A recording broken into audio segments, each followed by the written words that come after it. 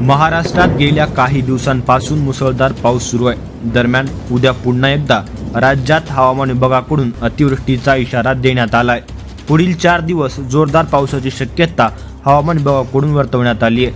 हवामान विभागाने दिलेल्या इशाऱ्यानुसार उद्या कोकणातील अनेक जिल्ह्यांमध्ये मुसळधार पावसाची शक्यता आहे। रायगड आणि रत्नागिरी जिल्ह्याला पावसाचा ऑरेंज अलर्ट देण्यात आलाय। दुसरीकडे मुंबईत देखील हवामान विभागाकडून मुसळधार ते अतिमुसळधार पावसाचा इशारा देण्यात आलाय।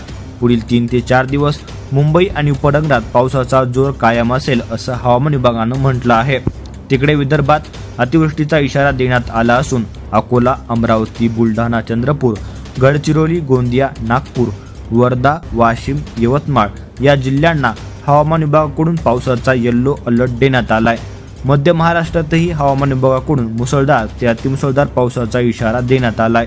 अनेक जिल्ह्यांमध्ये अतिवृष्टी होण्याची शक्यता आहे। मराठवाड्यात देखील हवामान विभागाकडून मध्यम ते मुसळधार पावसाचा इशारा देण्यात आलाय।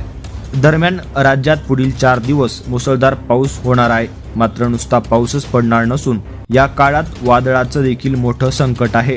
वादळी वाऱ्याचा इशारा सुद्धा यावेळी देण्यात आलाय। वादळी वाऱ्याचा वेग ताशी 50 ते 60 किमी इतका असण्याची शक्यता हवामान विभागाकडून वर्तवण्यात आली आहे।